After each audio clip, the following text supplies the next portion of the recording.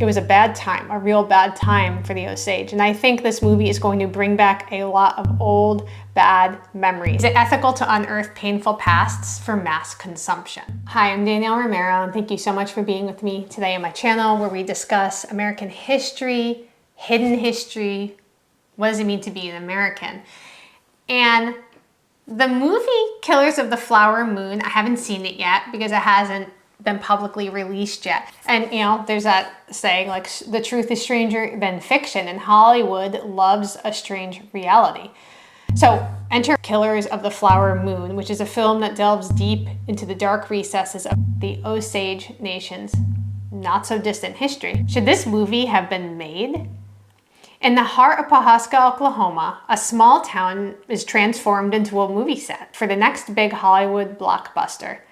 It's a saga centered on a forgotten chapter of American history that many people probably still wish would stay buried. The elation over these A-list celebrities walking through the streets of this town in Oklahoma and the economic benefits of Scorcese's production, from what I have read, have been tempered by this undercurrent of apprehension and debate among some of the Osage Nation people. It's a touchy subject, says Brandy Lemon, who is a member of the Osage Nation Congress, and she worked as a liaison on the film. Quote, "It's definitely something that is delicate. It's a delicate balance that no matter what, it's going to hurt some, and others are going to cheer it on." And I think this is something that when we're researching history or we're researching family history, ain't that the truth? Like, it's going to hurt some people to do this, and some people are going to be cheering it on, and we have to kind of figure out that balance of truth-telling and protecting those who are still alive who may not want to rip that Band-Aid off right now. The Osage Nation in the 1920s, oil has been discovered beneath their land, making them among the richest people per capita in the world basically overnight. And the wealth led to what has been called the Osage Reign of Terror. Members of the Osage Nation were systematically murdered, and a harrowing spree as white settlers aimed to inherit their oil rights. This is a story that for many still resonates with the pain of a not so long ago brutal past. This was only 100 years ago. So 100 years ago, to put this into perspective, my mom's grandmother was 20 years old during this time. So this is not, you know, for those people who are like, it happened a long time ago, forget it. Well, first of all, why are you on a history channel? That's literally history. But this is not just history. This is like stealing people's family photo albums on the bookshelf history. It's not that long ago. You know, it's not just a movie. When we're telling stories like this, it's a reckoning, a dig into the wounds of the past. The Oklahoma City Mayor, David Holt, who is also a part of the Osage Nation, put it pretty bluntly. He said, quote, "The perpetrators were allowed by local and state authorities to basically get away with it.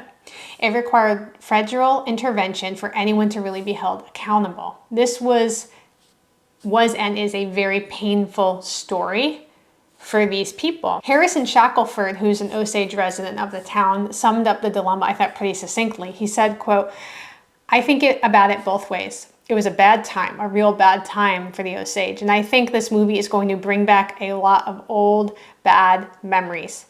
But it's going to bring back some stuff that needed to be talked about, that needs to be said, and that some people know and some people don't know. And I think it's going to be good." And I just really appreciated the way he said that, because I think it's important to acknowledge that, yes, it's good to tell this story, but we have to acknowledge the other side, that this is going to hurt. This is going to hurt. And when we dig into history and we tell the truth about history, it's going to hurt. Some people aren't going to want to hear it. They don't like it. They don't like how it feels. And that's going to happen. And we want to protect the people who have been impacted that. And we also want to tell the truth. And so how do we do that? And do we trust Hollywood to tell this story?